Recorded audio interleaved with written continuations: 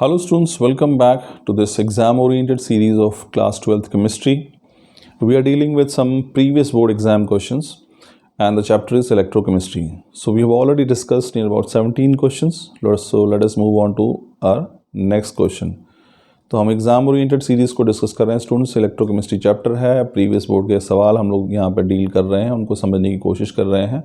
तो हमारे पास जो है हम ऑलरेडी लगभग 17 क्वेश्चंस के अराउंड जो है वो डिस्कस कर चुके हैं। आज हम 18 क्वेश्चन को डिस्कस करेंगे।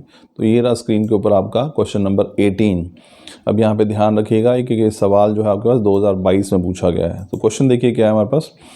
Calculate the EMF electromotive force of the following cell at 298 kelvin. तो 298 केल्विन पे हमें एक सेल जो है वो बना के कंस्ट्रक्ट करके दी हुई है, इसकी रिप्रेजेंटेशन लिखी हुई है और हमें इसकी EMF कैलकुलेट करनी है, ठीक है ना। तो ये देखिए क्या है हमारे पास, ये हमारे पास Fe है, आयरन है और दूसरे इसको किससे जोड़ा हुआ है, हाइड्रोजन SHE से जुड़ा हुआ है। देखिए यहाँ पे ध्यान रखिए स्टूडेंट्स, जब H और H2 यहाँ पे आ रहा है, प्लैटिनम यहाँ पे आ रहा है इलेक्ट्रोड के तौर पर, सो मेक श्योर कि ये हमने क्या यूज़ किया हुआ है, this is basically SHE NHE, इसको नॉर्मल हाइड्रोजन इलेक्ट्रोड भी कह रहे हैं आप।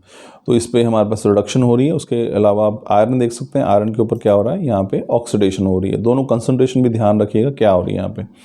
हम एक वैल्यू दी है E0 सेल की and the value is 0.44 volt. इसके साथ साथ आपको लॉग की कुछ वैल्यूज़ दी हुई हैं, log 2 कितना होता है, log 3 कितना होता है, log 10 जो है वो कितना होता है। तो ध्यान रखिएगा, आपको लॉग टेबल और कैलकुलेटर अलाउड नहीं है एग्जाम के अंदर।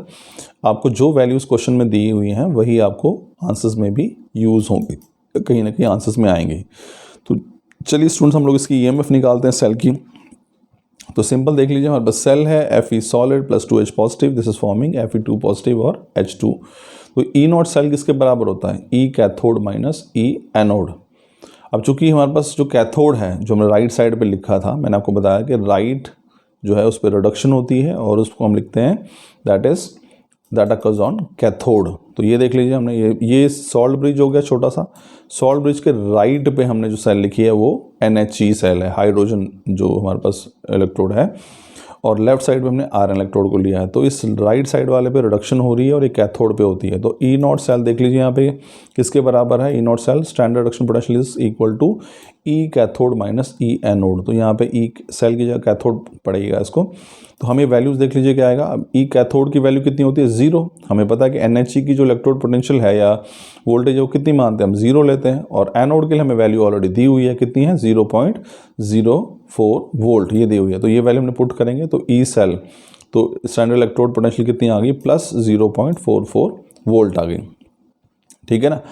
अब हमने इस पे नर्नस्ट इक्वेशन हम लोग अप्लाई करेंगे। अब नर्नस्ट इक्वेशन हमारे पास क्या होती है, E cell is equal to E0 cell minus 0.591 divided by 2 log Fe, जिसकी ऑक्सीडेशन हो रही है, डिवाइडेड बाय जिसकी रिडक्शन हो रही है। दोनों कंसंट्रेशन देख लीजिए हमारे पास क्या है।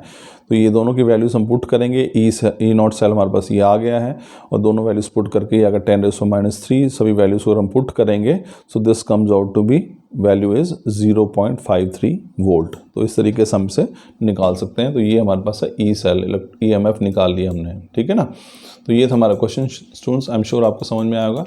इसके बाद हम नेक्स्ट क्वेश्चन देखेंगे, 19th क्वेश्चन कौन सा है। Thank you.